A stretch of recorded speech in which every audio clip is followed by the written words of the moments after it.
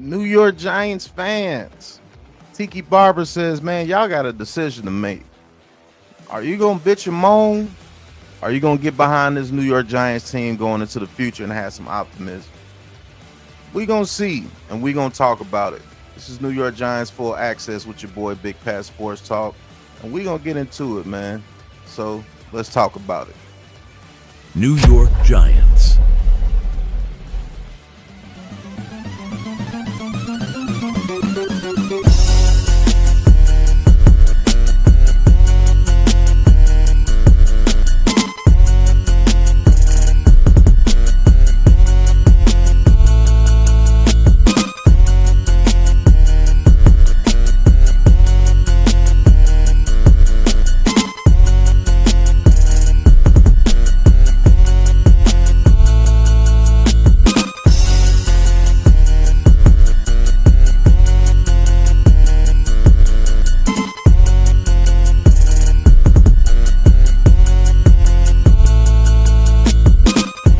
Welcome to New York Giants Full Access.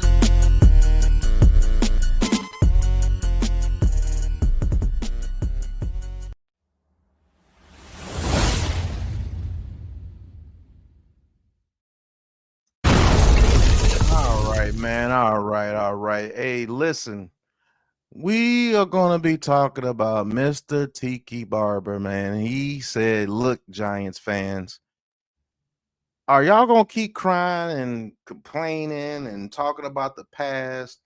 Are you going to look to the future and really get behind this Giants team? And so I want you guys to hear what Tiki Barber had to say about this Giants team, and then we're going to talk about it a little bit. So let's get into it. I tend to believe, based on what I experienced and saw in the preseason, know from talking to Dave about what this team wants to be, that we're going to see more of what we saw in week 2 than what we saw in week 1. I can't sit here and just draw on history and talk about, well, for the last 3 years of Dave's, it's been blah, blah, blah and crap. And okay, but it's a different team. How about the history of Russell Wilson? Like, that's the other thing. I'm not sure what to expect from him. I have no idea. For I've been 4 saying quarters, this he from was the very awesome. beginning. Right. We could get this kind of Russ for how many times did I say this over the last 2 weeks? You did. You could get this for 5 weeks. You can get it for 12 weeks. You might get it for 1 week. I have no idea. Russell Wilson's 37 years old. It's not like he's 28 and in his prime. No, that's why there's so we have skepticism about this offense. We have no idea. So all you can do is make a choice. And as Giant fans, what's your choice going to be? Bitch and moan and be worrywart and malcontents, or have some freaking optimism? You make the choice, Giant fans. I've made mine. I told you about it already. I've said it every single day. You make your choice.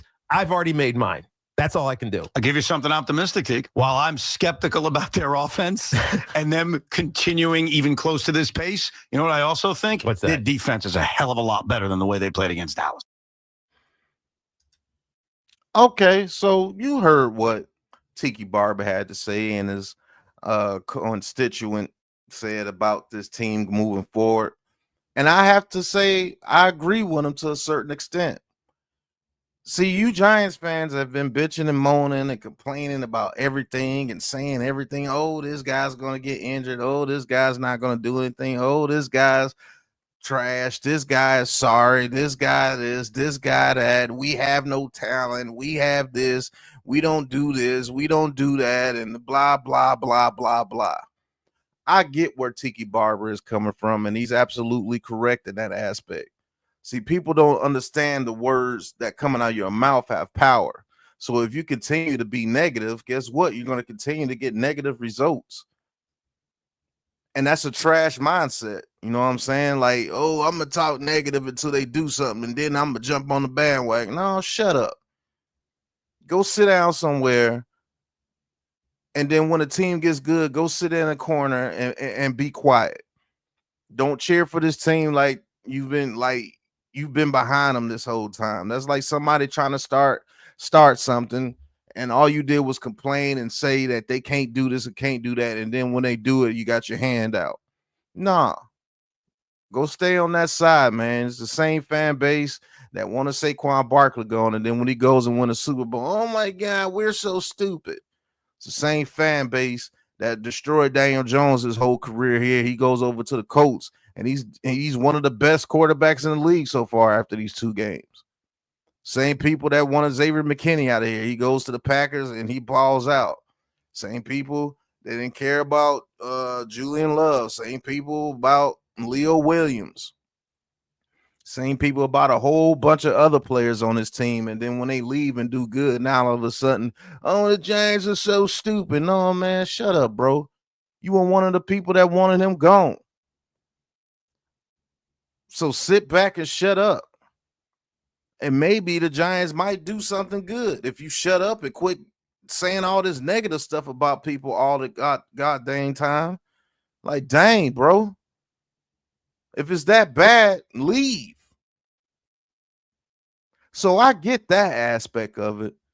But as far as this offense moving forward, I'm going to see what Brian Daboll does with Russell Wilson, because we all know if you got a brain, you know that this dude wants Jackson Dart in there. And you know that this dude does not want Russell Wilson to shine because he wants to put his guy in there and have his ego stroke to say Jackson Dart was the guy that I've been waiting for this whole time. I've said it numerous times that this dude has been sabotaging this team for the past 3 years because he did not want Daniel Jones in there. He did it to Tyrod Taylor and to bring in, he brought in Tommy DeVito, did it to Drew Lock. And there's going to be a book written about this dude, especially if this dude doesn't win with Jackson Dart. There's going to be a book written about this dude, whether it's Kafka, whether it's Drew Lock, whether it's any other person that's been working with him, Wink Martindale, whatever. He has his scapegoats in a row again this year with Russell Wilson and Shane Bowen. And Shane Bowen is not doing himself any favors the way that he called that defense with 25 seconds left. But a real head coach, he would tell his guy, man, don't put those dudes 20 yards back, because you know if they get to the 50-yard line, this dude can hit damn near a 70-yard field goal. And it's been proven. Brandon Aubrey for the Cowboys is probably the best kicker in the league, at least the strongest leg kicker. He kicked that 64-yard and it had like 8 more yards left on it. That would have been good from 70. So a real head coach be like, no, Bowen, play up on these dudes, man, and let our 4 rushers and Dexter Lawrence, freaking Thibodeau, Burns, and Abdul Carter go get the quarterback. And let's play some tight coverage on these dudes and make them earn their way up there instead of just giving it to them. That's ridiculous. Real head coach would have told Bowen, man, you better press up on these dudes. No, you just gonna let it happen as a head coach. Just let it happen. Like, bro, I would have called a timeout so fast. Timeout, man. What the hell is you doing? Man, get them dudes up there, man. At the very most, play a Tampa 2 to give your edges some time to get in there. You line up 20 yards off the field, height, throw, 20 yards, field goal, overtime, loss. You know what I'm saying? Like that's the stuff that this head coach does. All these people, oh, we ain't got no talent. Oh, Joe Shane ain't getting no, man, it's your head coach. And his shenanigans and his bullshit. That's the dude you should be looking at, the head coach. Because he's the one that's running the show. Joe Shane can't go down on that field and develop these players. Joe Shane can't go down there and develop a scheme. You can't say Joe Shane ain't giving you talent. You got Malik Neighbors, Wandale Robinson, Theo Johnson, Slayton, Scatterbo, Tyrone Tracy, Marcus Bowe, Jermaine Illuminor, Abdul Carter, Kayvon Thibodeau, Brian Burns, Dexter Lawrence, Ricky Sears Anderson, Paulson Adebo, Cordell Flott, Banks, Newbin, Holland. There's plenty of damn talent on this team, and there's enough talent on this team to compete against anybody. But guess what? If your head coach ain't good and your scheme ain't good, your team ain't gonna be good. And that's the dude you should be looking at. And that's the dude I have beef with going forward. What is this dude gonna do? That game against the Cowboys is the same thing he did against the Colts. It's the same thing he did against the Cardinals. When Daniel Jones went off, the same thing he did was the Colts when Drew Lock went off. The whole playbook changed. He started throwing the ball deep. He started putting people up the seam in the middle of the field. Now let's see what he does against the Chiefs. Is he gonna go back to Wan'Dale Robinson running hitch routes all fucking game? Neighbors ain't running deep nowhere.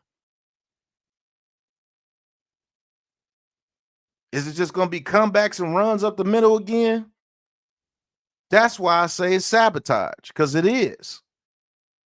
So we're gonna see what he do with these next two games. Is he gonna sabotage Russell Wilson and then bring Jackson Dart in against the Saints, and then all of a sudden Andrew Thomas is gonna get healthy?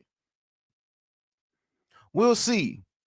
But I'd like to thank you guys for watching. Hit that like button, hit that subscribe button, hit that big blue join button, and talk your talk with Big Pat Sports Talk, man, because I'm just gonna give you the real with these videos on this New York Giants team. I believe we're a talented team, and I believe we can play with anybody if the head coach is calling the game correctly and the head coach is doing what he's supposed to do, and if the head coach is developing these guys. We're going to see if he puts James Hudson back in at left tackle against the Chiefs after what Marcus Bowe just did. We're going to see. But thank you guys for watching. And until the next episode, y'all know what it is, man. Peace. New York Giants.